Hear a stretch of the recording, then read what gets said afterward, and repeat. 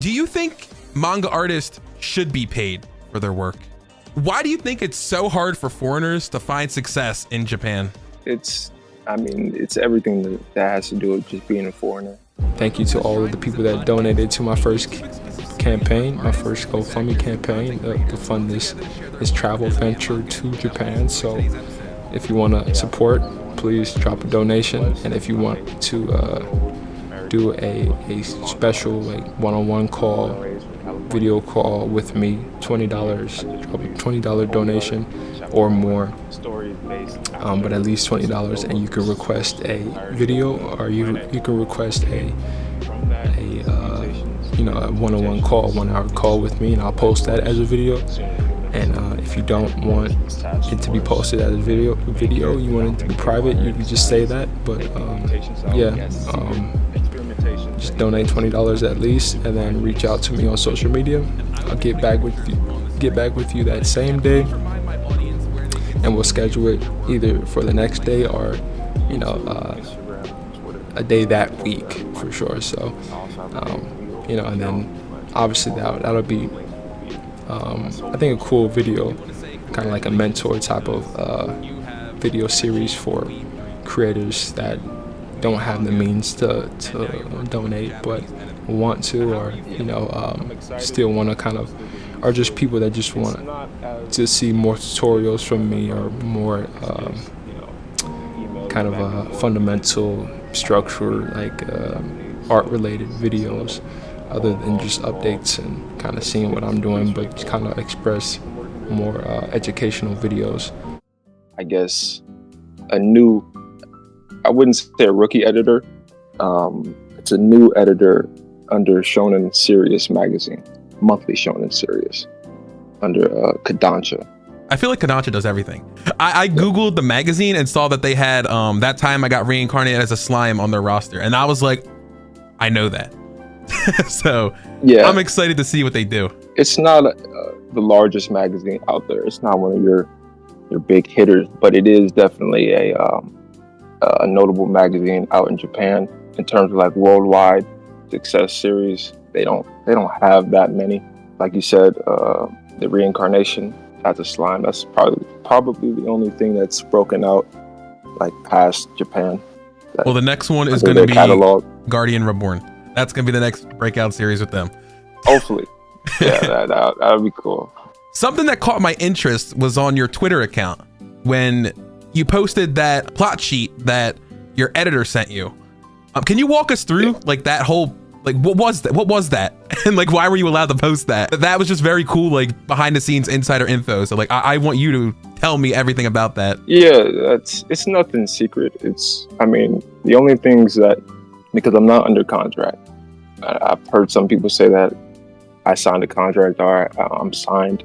I'm not under contract. It's just, when you work with an editor, it's like a partnership. It's like a collaboration. Me and you right now, it's nothing different. I got sent that plot extract sheet basically because the way I structured my stories previously was, it wasn't the standard. I usually structure like your basic 3-act structure, where you have your introduction, inciting incident, which would be, transitioning to your second act. You have your conflict, and then your resolution to that. The extract sheet basically focuses on your main character's internal conflict, and it specifies that. That's usually what she sends to rookies. So she thought that would help me, and it did extremely. Yeah, I thought it was interesting because, like you said, the 3-act structure, there's other ones too, like Dan Harmon's Story Circle is popular. And I did read a little bit about Kisha Ketu, which is something that like Silent Manga Audition talks about a lot. But yeah, it was cool actually seeing that sheet, because I was like, oh, they actually have a template. But yeah, continue. I accidentally cut you off. That sheet, yeah, you got it right. The Kisha Ketu is just, it's the same model as that. It's a 4-act structure, but it specifies where you focus on the protagonist's internal conflict and how that affects the external conflict, because you can obviously the external conflict is what the viewers can see.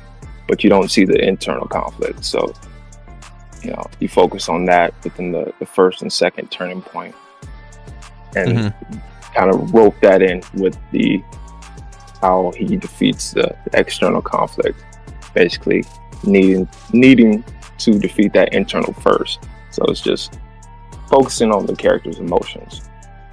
And you said this helped you a lot. In your opinion, did you prefer this method over like the 3-act structure that you've done before?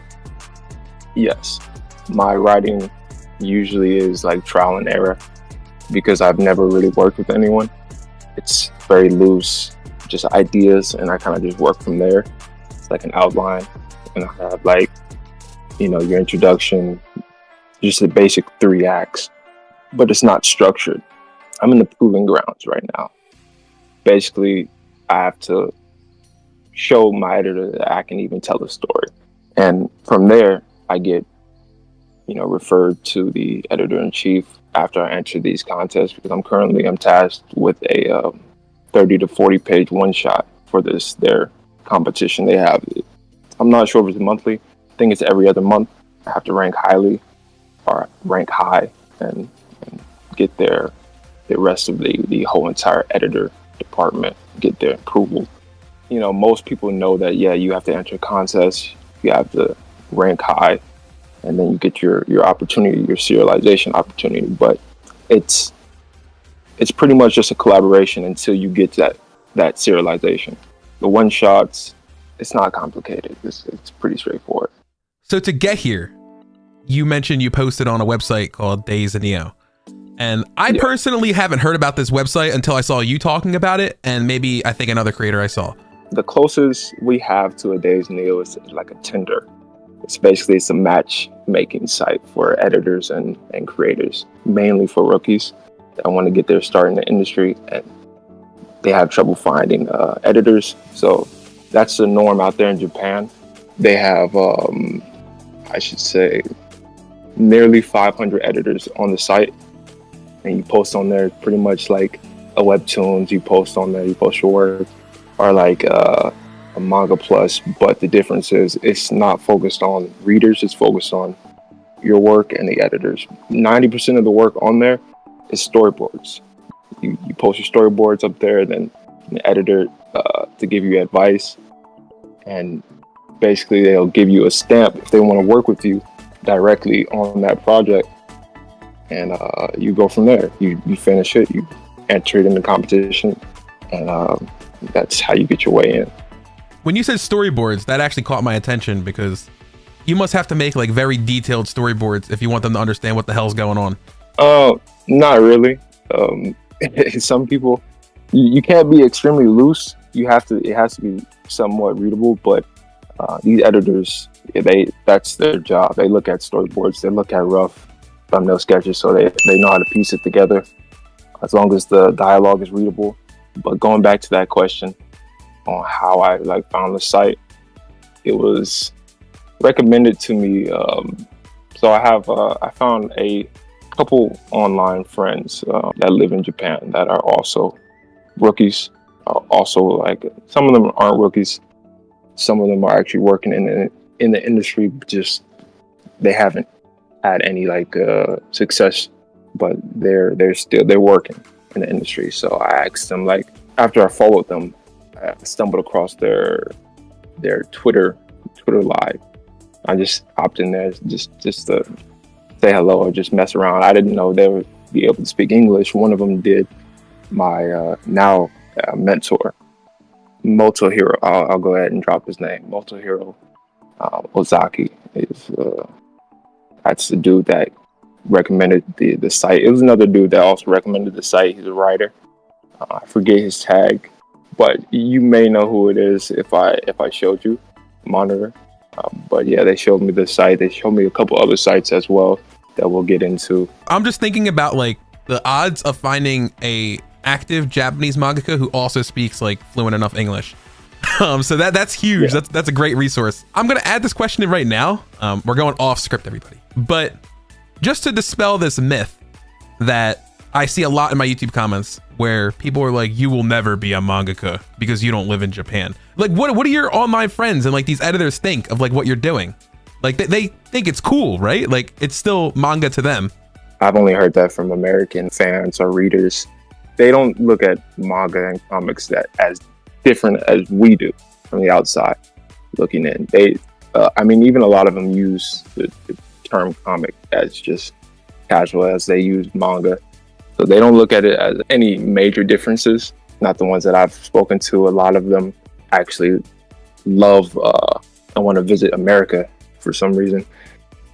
But I mean where I'm from, California is actually pretty cool. So I get that. You're like, you could sleep on my couch and I could sleep on your couch when I go to Japan.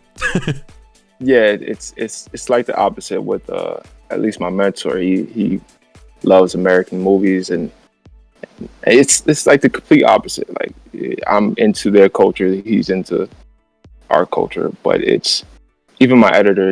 It's not. They don't look at it as manga being exclusively a Japanese thing. There's always been foreigners for at least a couple of decades now, or a bit more. Maybe up to 30 years has been foreigners out there working in that industry. My next question was about being Japanese or speaking Japanese. So from like what it sounds like, anyone can apply on like Days Neo and like post their stuff on there, and you don't have to be Japanese to do that. Well, the site is a Japanese site, so you do have to translate it I use my search engine browser.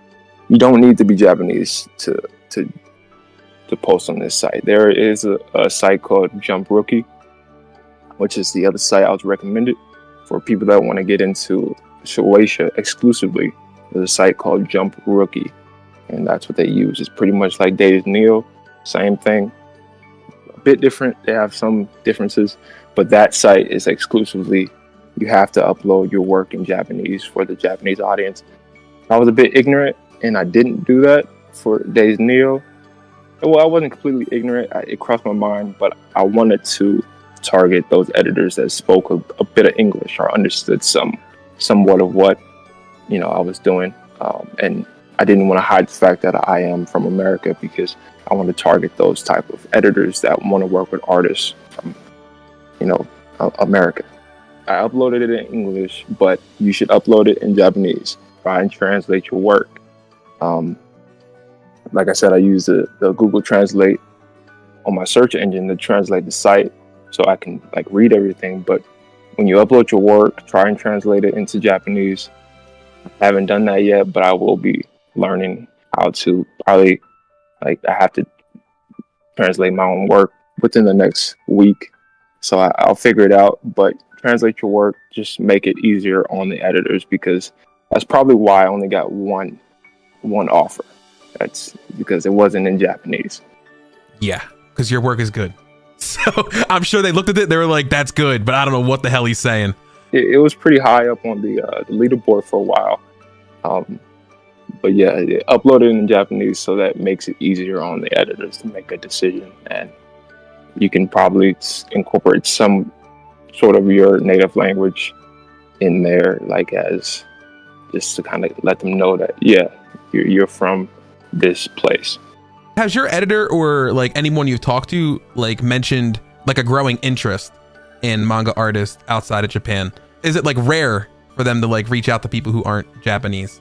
It is rare, because she expressed how excited she was in the first couple of emails working with an American manga artist. She did say she was excited because it was her first time.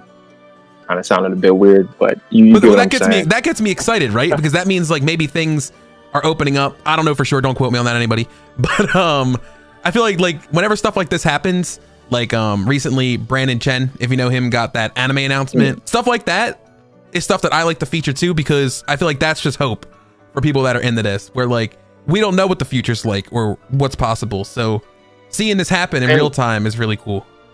It's always been, I'll say this, it's always been open for the 21st century or the 2000s. It's been open. It's just the internet is now kind of exposing some of these options to like, this is how you get in. This is, when think about it, any other jobs overseas, there's been tons of American people working over in Japan, whether it's this job, English teacher, or this job. It's been open. It's just now we're seeing these avenues because of the internet. It's helped, open that door or open that window a bit more to the newbies, because I'm new, you're new. A lot of this generation coming up is new, and we started on the internet, so now we're finding these avenues. Felipe Smith, he's probably the first American to go to Japan, maybe even the only to go to Japan and work under Kodansha on a monthly schedule and work out there for a couple years. So, and that was 06, 09. There are a lot of names that have done it. Yeah. So it's always good to remember them. So I guess, what are your future plans? I know you're working on that contest entry. I know that you're going to bring back your YouTube channel, which everyone should go subscribe to. But yeah, tell us about what you're thinking and where you're heading. Since I have this connection now, because that's the hard thing. That's the hardest aspect of kind of trying to find your way into the industry, is just getting that foot in the door. Now that I have that connection, I have an editor, and it's just about maintaining that relationship. So that way I can always, okay, this is who I send my work to get an opportunity, see if I can get this opportunity. Once you have that person to kind of just send your work to, now what I'm doing this summer, and that's why I said Holy Ark, is I'm not sure whether or not I'm going to complete it or not, because their interest is in Guardian Reborn. I'm pitching that first, but this entire summer I'll be pitching work, just in case this new one shot of Guardian Reborn they don't have that much interest in. I can bring, say, Holy Ark back out, do another one shot, and kind of condense all my ideas into it and just pitch more ideas as I go on. But man, I'm excited for you. Can't wait to see what you do. I know you're gonna do great with it. But yeah, kind of an open question. What made you wanna go for the Japanese audience? There's things like Dark Horse, there's Viz Originals, which is new, Webtoons Original, kind of yikes at the moment. What made you want to go the path that you went? I've always had an interest for the American comic book art, or the American comic book industry, just as much as I have interest in the Japanese. It's just the industry here it's very small. I did a video kind of going over it, my problems with the industry, and how it's been pretty much ran into the ground. But it's very small. It's not very rookie creator friendly. It's not a place where you can get your start as it used to be. So I would love to work in the American comic book industry, under a publisher like you mentioned Dark Horse and Webtoon, but Image Comics is the biggest traditional publisher for creator-owned work, and a lot larger than Dark Horse. They have that successful background. It's just they don't answer no damn emails. I mean, I sent a couple to some smaller ones like Scout Comics and Mad Cave, but they're so small, and Antarctic Press, they're so small that I might as well do it myself. Is what it is, I guess. It's a very small industry, other than Marvel and DC, because they have a stranglehold on the American comic industry, and I'm talking about traditional periodical comics. So all the graphic novels and all that, throw that to the side. This is its own lane. The direct market, the monthly periodicals, the Image is the biggest, other than Marvel and DC. They're not new creator friendly. So what I heard is that those conventions where they have the portfolio reviews are one of the best ways to do it. You walk up, you slam your stuff on their desk, and you say, you look at it, or you tell me to hit the road. I don't know if you go to conventions or you've gone to a physical portfolio review before for companies like that. I planned to last year. I didn't have enough work that I wanted to, display in my portfolio. I may go. I live pretty close to the LA Comic Con, about 45 minutes away. So I may go there. It's just, you got to go through the loops and actually go and bribe an editor. A lot of the time I hear those stories where you ask them, can I buy you a drink or buy you a cup of coffee, some lunch, something, and you You go and you make friends with them, and then you get your opportunities. I'm not really that interested anymore. Now that I have some interest, in my work on the Japanese side. I did also want to ask that you've been indie for a while. What appealed to you about traditional publishing versus like crowdfunding or something on Kickstarter, stuff like that? I mean, I've been independent only because I haven't got any interest in my work until now. So it's not that I wanted to be independent. I've never wanted to be completely independent. I've always wanted to go to a traditional publisher, print. I'll always say that the printed material is the best way to make a living and the best way to actually survive and have a sustainable career, because the internet is not sustainable.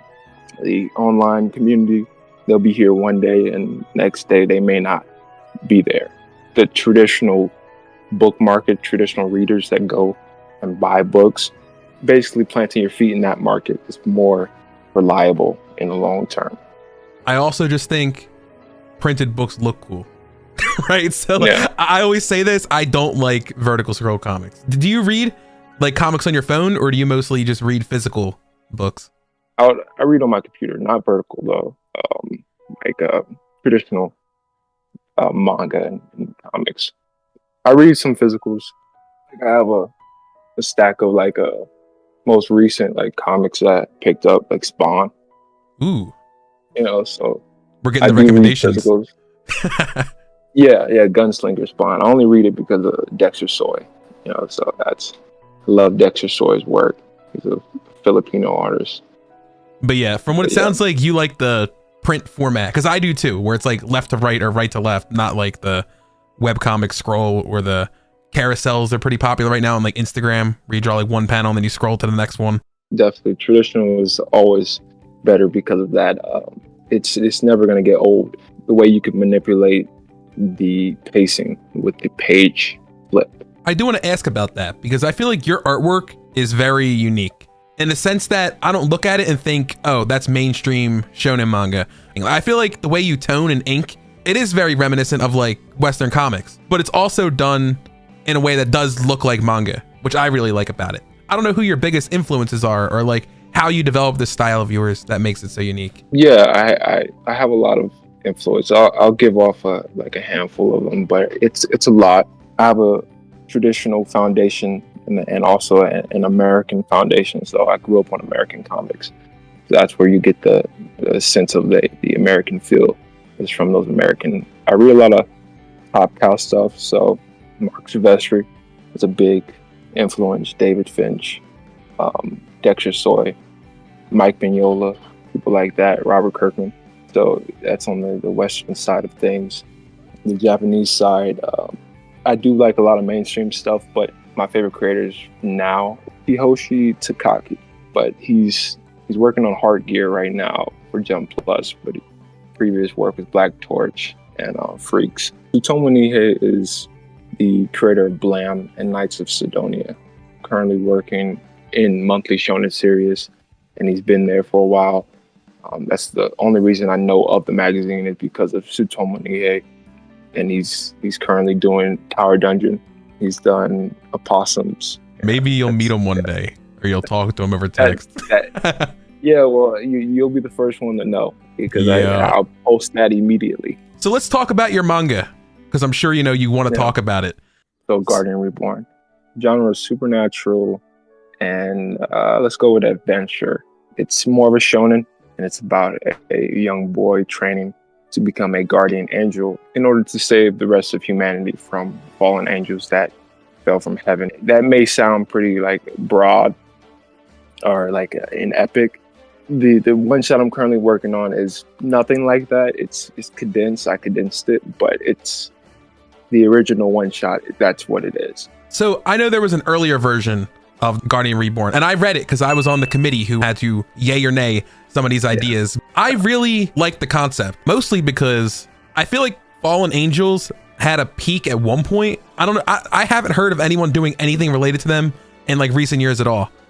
Your idea is so exciting. You have the dark art style kind of that's like popular right now with things like Jujutsu Kaisen, Chainsaw Man, stuff like that. Like that edgier, grittier art style fits that perfectly. So I feel like it has a lot of potential. Can you tell us how this new version you're working on might differ from the original version some of us might have read? Basically, I condensed it because my editor told me it was too much. It was, it's more of an epic. And that's what my original editor, like you said, because the original version was published under Saturday AM, the Summer of Manga contest. My original editor, Austin, great guy, great experience with him. He told me the same thing. And that was a problem that I had, was condensing my idea, because what I had in my head was that shonen epic. I still have it in my head. It's basically just stripped of all of the saving the world aspects, and it focuses on saving Baron's younger sister from a curse. And that's what I'm currently working on. That's the one shot, basically the premise of that. Question, how long do you envision this being? Because I know you said that before the criticism was you're writing an epic. So do you have like a length in mind for how long the story might go on for? Yes, I say epic, but if I can go the distance with a serialization, with this monthly serialization, it would probably be like 60 to 80 chapters, which isn't epic in monthly, in the monthly scene. So that's probably about half a decade, close to a decade, because it's 12 chapters a year on a monthly schedule. So around 50, 60 to 80, if I can go the distance. Do you think you could see yourself ever doing weekly? Currently, no, because I work my best alone without like a bunch of people over my head kind of telling me what to do, or, getting a bunch of notes and, all that. I don't like working in a team. So if I were to ever do a weekly, I would have to have a team of assistants. And that's the only way that would be possible. So not now. I got to condition myself to do even a monthly. I currently cannot do a monthly schedule. So this summer is about me conditioning myself and, stepping up to the plate, stepping up to the opportunity that is presented to me. I can go the distance if I can handle it, but I can't currently. So I'm conditioning myself to do a monthly schedule, but weekly, not even on my mind.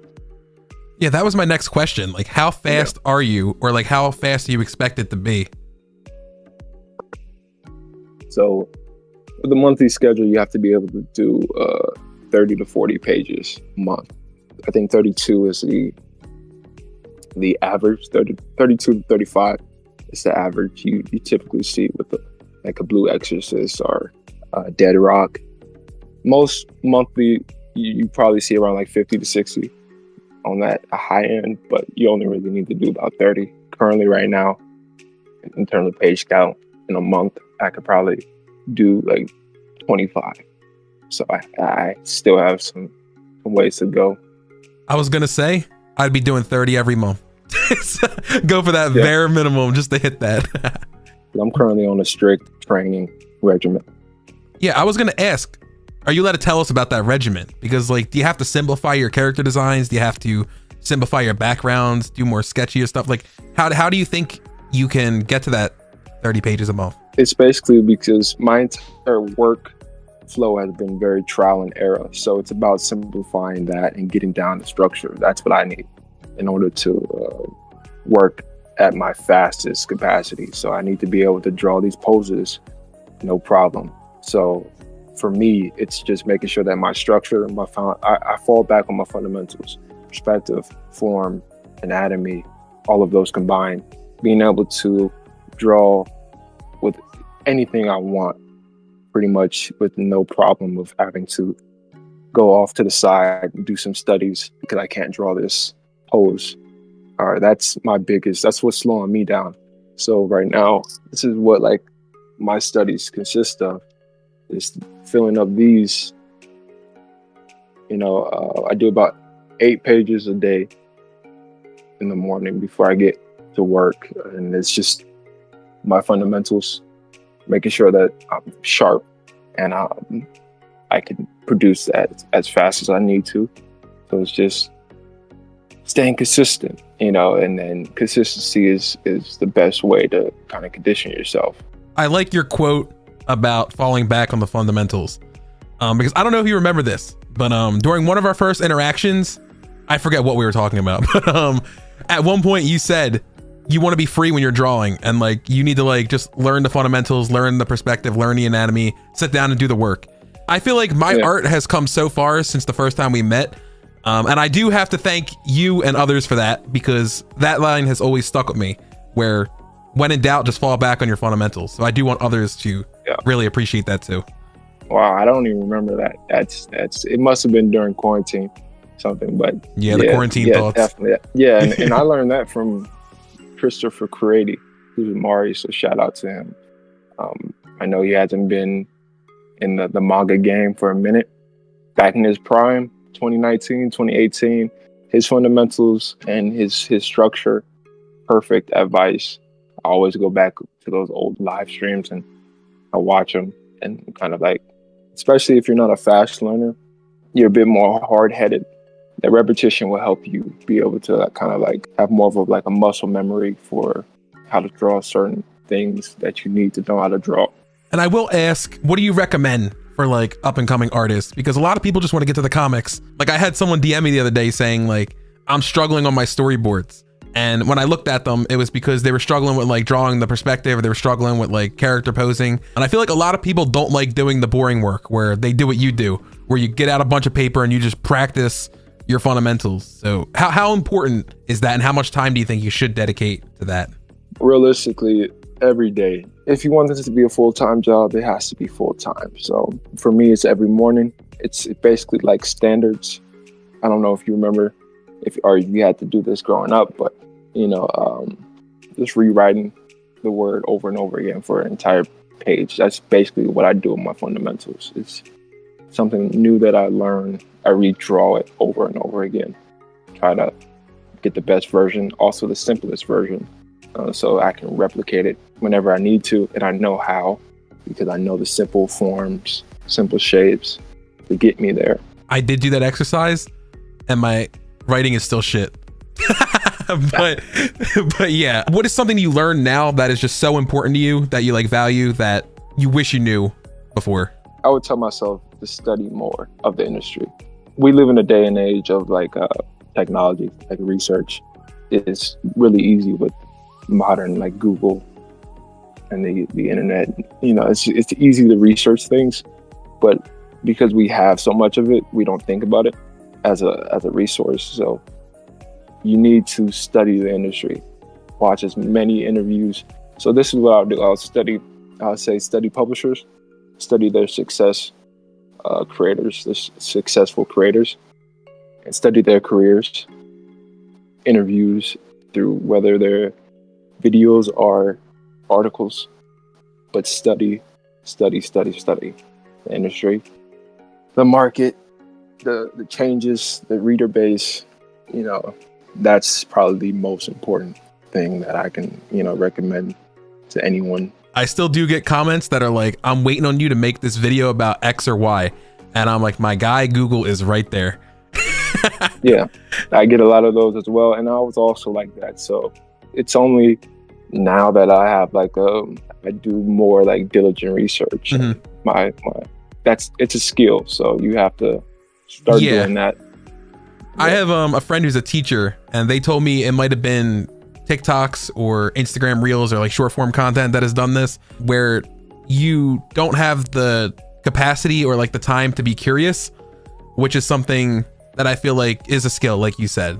Like the whole reason I made this YouTube channel is because I felt like there wasn't a YouTube channel doing this stuff now. But growing up, I was always like, I need to learn how to make manga because I like it. So I'd Google how to make manga. I'd be reading these articles. I'd try and translate things. I'd like go to these old interviews that are like 13 years old now. So like I was always just going out of my way to be like, what can I even find out there that can help me? No. But I guess that's not what everybody does.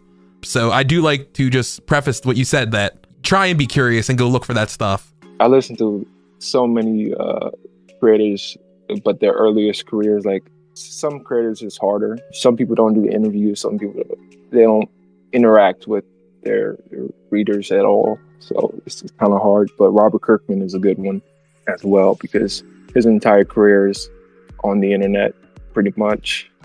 That's also what I wanted for my social media, as the complete documentation of my career entirety from like junior high. What was your childhood like? You don't just wake up wanting to be a comic artist. Well, my childhood academically was pretty rough. Like I couldn't read or write. That's how I got introduced to comics, is because you didn't have to read them. My father took me to a comic book shop when I was like first, second grade. I can't tell you what I read because I wasn't reading, but I was visually reading. And that's where I fell in love with Marvel comics, or at least their comic characters, because Marvel comics is a mess in my opinion currently, and we don't need to get into that rant, but yeah, that's where I got my start, was elementary. I couldn't read or write. Comics helped me to, learn how to read and eventually write and all that. That's what the manga industry is so good at, is having different age demographic or dedicated magazines for different age demographics. Because after a while, I grew out of Marvel. They didn't have anything that appealed. That's when I found Mark Silvestri, or Top Cow, and Top Cow Image. And I was reading, I think, Cyberforce. This was about maybe 2013, 2014. So this was not the original. This was like a relaunch version. The Cyberforce just made me want to go back and like look at like the original Cyberforce. And it was Hunter Killer that I fell in love with. It's a spin-off series. So yeah, I feel like it's one thing to be a fan of anime, manga, comics. A lot of people are fans. But what was that one series or that one moment where you were like, I kind of want to try this myself? In high school, I was reading Full Metal Alchemist. That's when I kind of got the, okay, this is awesome. I was already drawing like fan art because I was always kind of sketching and doodling and drawing fan art ever since I got into comics. The idea didn't pop in my head right away. I was reading Full Metal and I was also stressing out because my classes, I was failing all of them. I didn't know what the hell I was going to do in my life after high school. It wasn't until I met two other friends in junior high school that actually sparked the idea of me pursuing this as a career, because it was their dream. So shout out to John and Jacob, because yeah, they sparked the dream. It was their dream. I stole it and I went far. And I mean, I never put it down, but yeah, I can't take all the credit, because yeah, it was their dream. Do they still create comics today as like a hobby or anything like that? Or they never got past the learning curve. Like, you have to learn how to do this, this and that. And it was more the fanboy phase. And I was also in that fanboy phase at that time. But transitioning from the fanboy to a professional is a difficult transition if you don't have the drive or don't see some type of like encouragement to keep going, because it is hard, going from being completely terrible, not knowing how to do this and not knowing how to do that, nobody reading your stuff, to you finally kind of getting some sort of a grasp on how these things work, like how to draw and page flow and, writing and all that. I know a lot of art students heard this before, like, you got to stop drawing anime, you won't get anywhere with that. So like already I feel like you're at a disadvantage when you have like these mentors who are supposed to like help guide you, shooting down what you enjoy and what you like doing. Not me. A lot of people have that experience. Not my art teacher. She was great. She was phenomenal. She was encouraging. My actual mentor was my multimedia teacher, and he taught me how to actually use Photoshop, and he was actually a comic artist, so that helped. First book he gave me was a fat like Bible book of just anatomy. This is how he said, you need this. And the funny thing about that is there's a letter written in the book, and it was a letter of his mentor giving it to him. I didn't prepare the book, but I do have the book. That's Mr. awesome. Daniel is his name. Shout out to him. Mr. McD is what we called him. He was a dope teacher. More on the younger side, but he had to retire because he had a hand condition.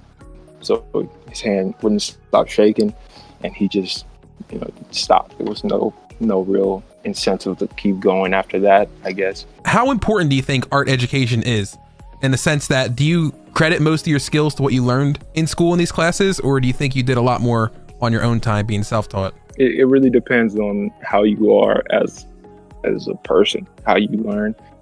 Me personally, my multimedia is technically not an art class.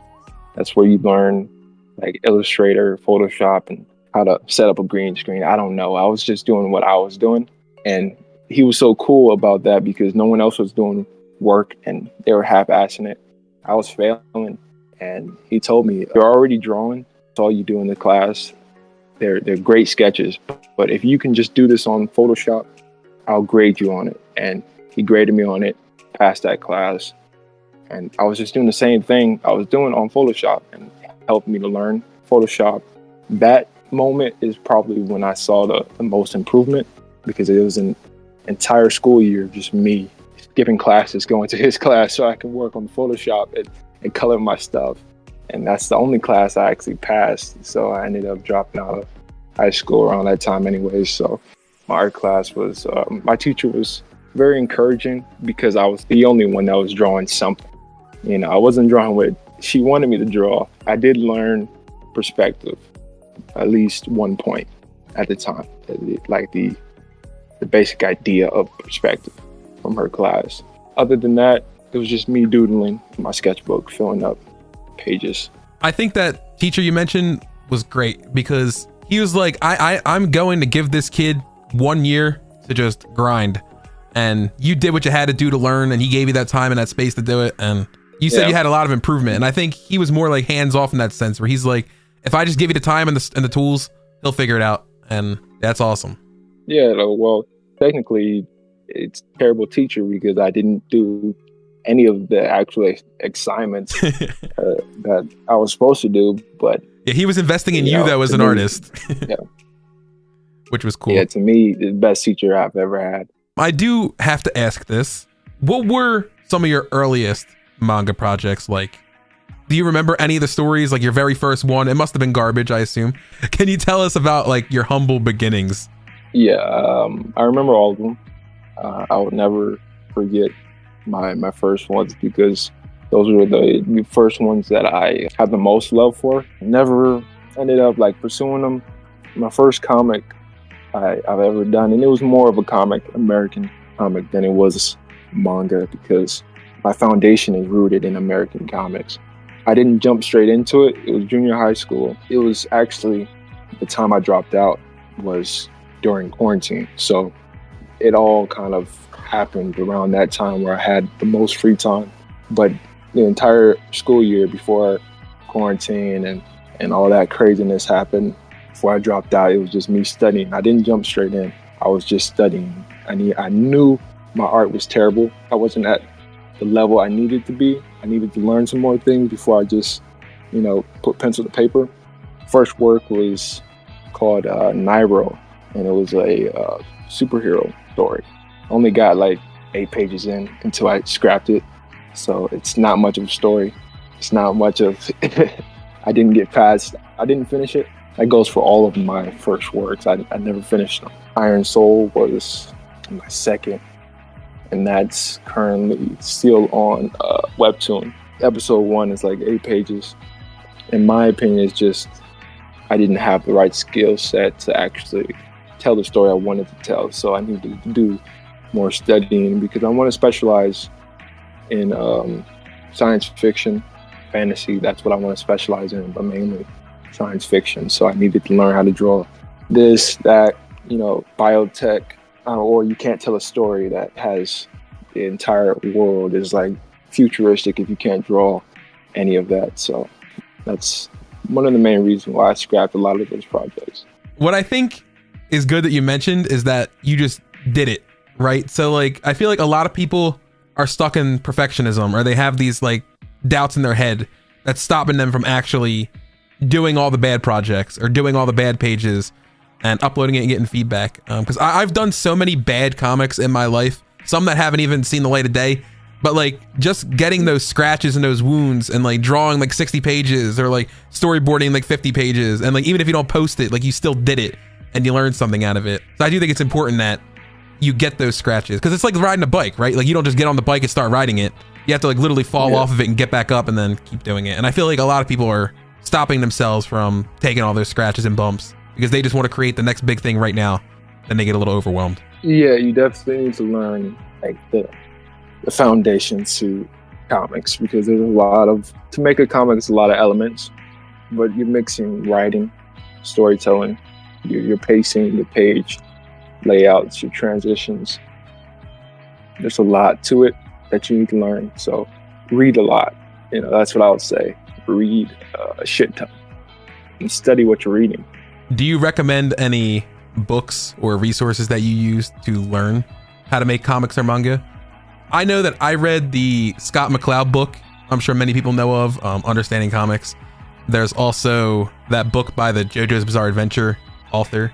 Have you read any of these, or did you just use like online resources to learn what it meant to make comics? The book that you're talking about, Manga in Theory and Practice, is what I read religiously. So this is my Bible right here. You read that. That's what you need. Understanding Comics from Scott McCloud. I don't have that. I have the Drawing Comics the Marvel Way, but that's more for like children, I would say. You don't need those books. If you're trying to, learn, just read. Your best material is just books. Just go to the actual comic shop every week or every month and just read. How important do you think social media is? Because I know you decided to document your journey on YouTube. You upload your stuff on Instagram and Twitter. Is it necessary, do you think? I know some artists don't like using social media. It's not necessary if you're not self-publishing. If you go into a publisher, they have a built-in audience. So especially a established publisher, not these like new publishers coming up with Instagram. I don't know if most people know, like you don't reach even half your audience on Instagram. So I wouldn't really recommend it unless you're like a self-publishing and your audience is on your social media, and that's the only way you're going to reach them. That's the only way they'll know what you're doing. But yeah, I also feel like social media can be distracting in a way, right? Where there's these things called social media artists, where people who have like comic manga artists in their bio, but they're always drawing fan art or they're always drawing the next post every day. So do you find social media distracting in your opinion? Absolutely.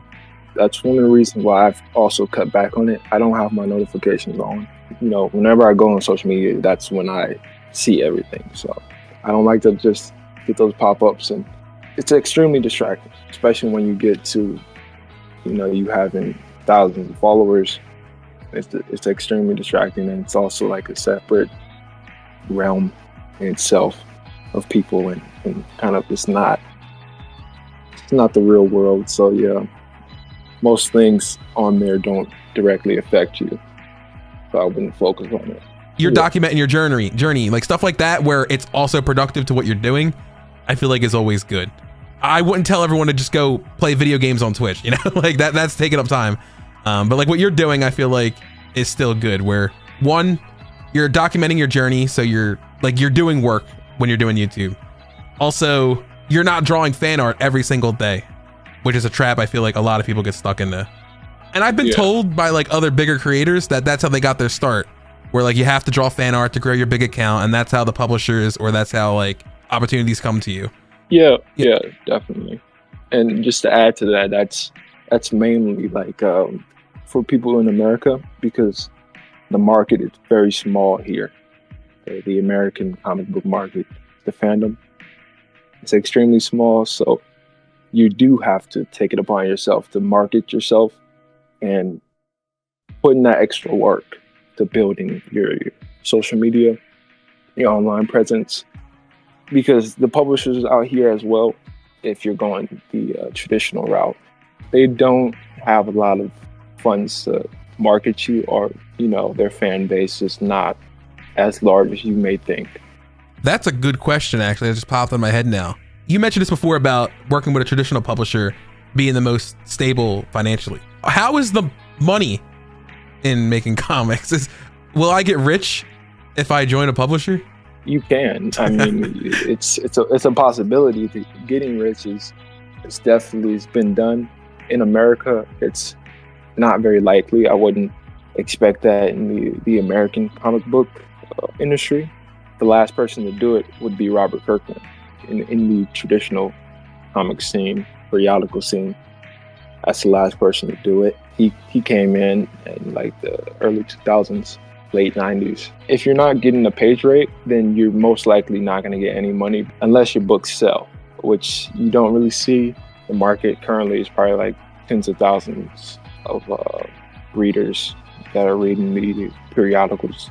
Yeah, I was joking, by the way. I just want to preface that for everybody listening. But I know it's very common that a lot of comic artists have day jobs or like second side hustles. Because I do get a lot of people that reach out to me like, I'm trying to help my mom with bills. How can I like promote my comic more? And I'm like, I don't think this is the field to be trying to make a lot of money in.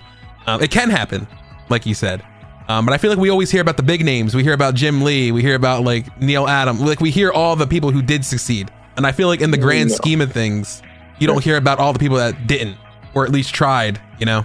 Yeah, you do hear about the big names, but it's only a handful of them. And you also got to understand that that's from a different generation and a different industry completely. That was before the collapse.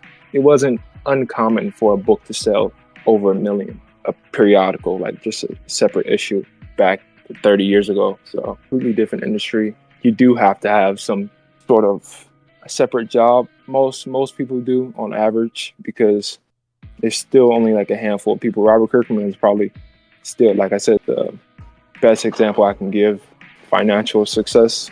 And other than that, I would say you may just need to look overseas to bigger industries if you want to make a living doing comics, unless you're gonna be like every other creator currently in the industry, juggling job after job after job, you know, jumping. They're freelancing.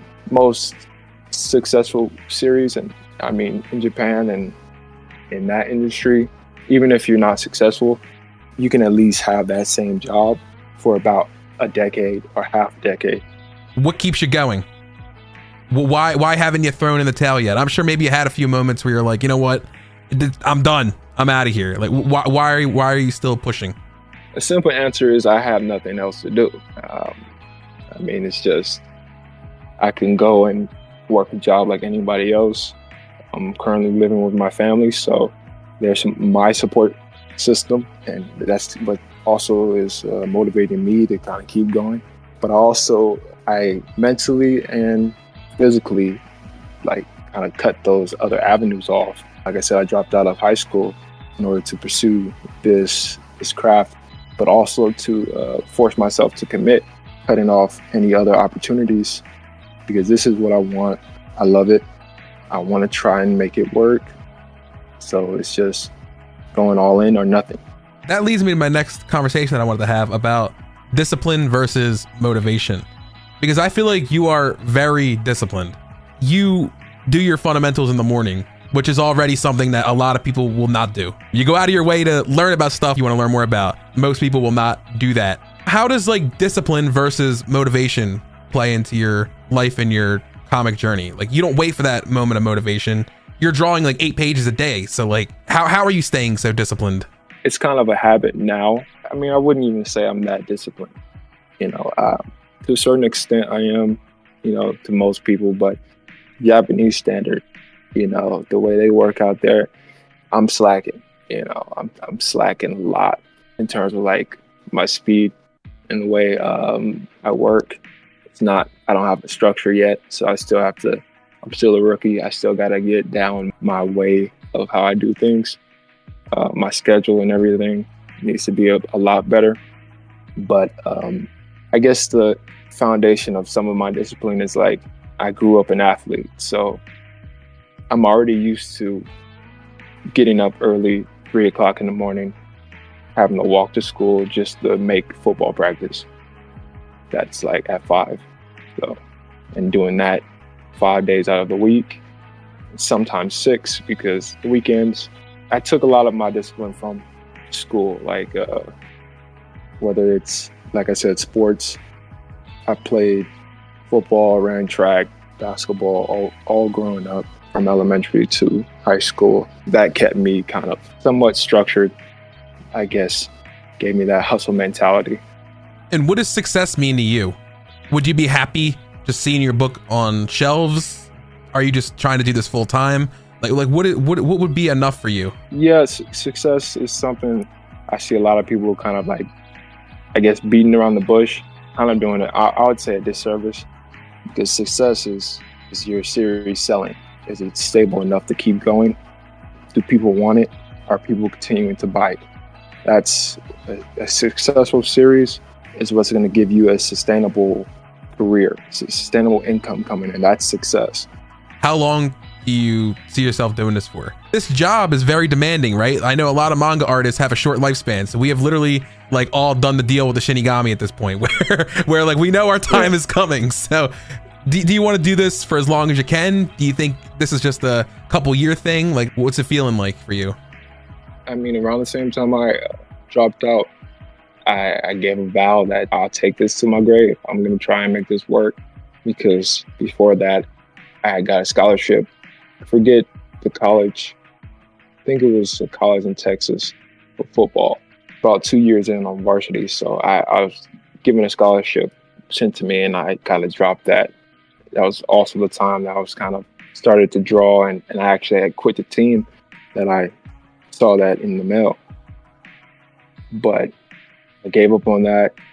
I gave up on any other options of a career. So this, if I can get this, if I can get in fully, which is getting the serialization, I plan to take it, just as much as it makes sense, just have a full career. Full career is, I guess, 40 years, 30 years, more than a couple of decades. And I'll probably still be working on stories, if I can make it to like 70. I'm already having lots of back problems and joint problems in my fingers. So what's been helping me is sleeping on like a firm surface. So I sleep on the floor, a lot of times, and on like mats, because it helps my back. Like, you would think a soft bed is like because it's comfortable, but it's not really the best for you in terms of like your bones. It does soften up your bones. Sometimes I sleep wrong and my neck is all fucked up for a week. So yeah, other than walking, like sleeping on some sort of firm surface, that's what helps me. You are living the mangaka experience. You're sleeping on the floor. You're dropping everything you got the backstory. You gotta succeed. Like, I'm hearing this and I'm like, this is the kind of story that we're gonna hear at like San Diego Comic-Con or something one day, where you're on the panel talking. So I got a lot of faith in you, and I think you have a lot of faith in yourself, and I think you've done the work. And people say luck is involved, but I feel like luck is just when preparedness meets opportunity. And I feel like you've prepared a lot, and your opportunities are starting to come out right now. So I'm excited for your future. I'm excited to see where you go. I appreciate that. Yeah. And that's a great definition as well, because I personally, I don't believe in luck, but that is a great definition for it, because some things just come out of nowhere and you don't expect it. And you were ready for it. That's the best part. Yeah. Tell us more about Holy Ark. Holy Ark is, if I were to self-publish, that's the route I'll go, is Holy Ark. It's a darker tone. It's sci-fi. It's what I love. It's kind of like a mix of Tokyo Ghoul meets maybe like Dead Space. It's like a mix of those two. It'll probably be my next, if I can go the distance with Guardian Reborn and get it green light for serialization. Holy Ark will be my next work that I go back to. I would like to work on it more and like kind of maybe produce it on the side and release it myself. Then again, I also want it to kind of be bigger than indie. I don't want my work to be completely independent, because that limits the actual reach. In regards to Image, do you know if there are any like manga inspired work with them? Because I know that most people mention Dark Horse because Mark Curley is how I first heard of him. he went to Dark Horse with his manga Brody's Ghost, and then that kind of started like the conversation that, oh, Dark Horse accepts like manga on top of Western style. Does Image do something similar? I haven't really seen any like Image manga type stories. If you look at their catalog, they've done lots of manga inspired stuff, especially the early 2000s. I mean, Image is anything pretty much because it's all creator owned. So whatever they publish is completely different. Everything they publish is completely different. They have some stuff, some comics that are like magazine format. They're not even same format. You get to control everything you do. So early Image, early 2000s, you had stuff like Wildstorm and Top Cow that did a lot of manga stuff. So that's where you got Witchblade with Mark Silvestri, and he had got an anime adaptation.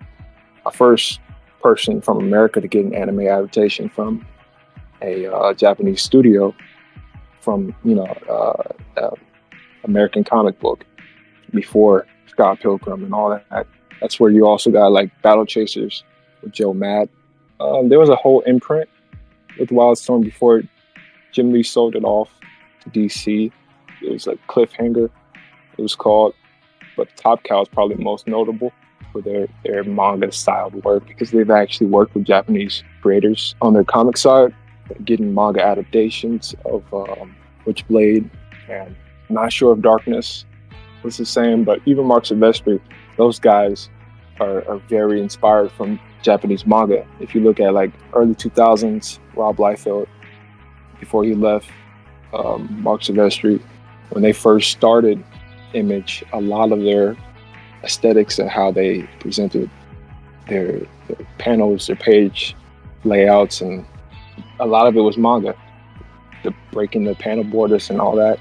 They even say it in a lot of interviews, that they are very inspired from like old stuff like Akira and, Berserk and old stuff. Yeah, that reminded me of a past video I did a year ago where I interviewed Chuck Gibson, who worked with Wildstorm Comics. He's an older comic artist, but he did mention that same thing about Akira influences, and he said they were all big fans of it. I get why you asked the question, because current day Image is a bunch of Netflix pitches. Let's just be real. It's a bunch of reality show Netflix pitches. It's not a lot of manga. The closest currently of manga that they're doing, or they've done, it may be Skybound is an imprint under Image. Robert Kirkman's imprint. They had a few. They started the graphic novel line. They had a few overseas, European, very manga-inspired work. Forget what it's called, but if you look up their site, look at their graphic novel catalog. I think they also publish a couple webtoon artists as well. They're not shy of publishing manga at all. Eric Stevenson, the publisher, had an interview, even though it's an older interview, but he stated, he was asked that exact question, and he said, absolutely, because it would be different. Maybe Holy Ark will be the next one. I'm thinking now, because I'm not pursuing them anymore. I'm gonna go to Japan and make my way back to the US. That's what I plan to do. You said Japan. Do you have any in the future plans to go, in the next couple of years to go? Depending on how the summer goes, yes, I plan to. If I can get a serialization, I'm going out there. If I get a green light serialization, and I'll go out there on a work visa, because Kodansha is a big company. I haven't spoken to my editor about it yet, but I know they have programs that help me move out there on a work visa and be able to work with them directly. That's what I would like to do. That would be insane. And I feel like you got to document that because it hasn't been documented. But yeah, definitely keep us updated on that. But yeah, we have been going for about 54 minutes. So I do want to give you this last couple minutes to remind everybody where they can support you, your work, and keep up with what you're doing. Yeah, this social media, Young Wavy _ artist, YouTube, Twitter, and Instagram. That's pretty much it. And finally, just a closing thought you have for everybody listening to this conversation. I would say if you're going to traditional publishing route, whether it's from America or Japan, go to the top, try to get into the top, because you don't want to shoot yourself in the foot by going to one of these smaller publishers, and then you wonder why you aren't seeing any growth over like a decade. So go to the biggest publishers there is, the biggest outlet, so you have the better odds of getting your work seen by mass amounts of people, so you can actually make a living as well. Thank you for your time, Young Wavy. Yeah. You did not have to come out here and spend 2 hours talking to me, but I really appreciate it that you did. Super excited to see all the stuff you're working on in the future. Everybody, make sure to check out his social media. Make sure to check it out in the link comment and pin comment down below. Please go support. Please go support. And we will definitely check back up on Young Wavy in a few months, a year, and see where he is at. What is one manga everybody should go read right now when they're finished watching this video? You should go read My Hero Academia, because that's completely phenomenal. Horikoshi is killing it. It's wrapping up, so you should definitely check it out. And with that, I want to thank you for your time, and I wish you good luck in everything you do in the future. All right. I appreciate you for having me. This was fun. Thank you so much for watching today's episode of the Shrine Visit podcast. If you enjoyed it, please leave this video a thumbs up and subscribe to my YouTube channel if you haven't already. Let us know what you thought of the episode in the comment section below. As always, keep creating, everyone. I will see you all in the next one.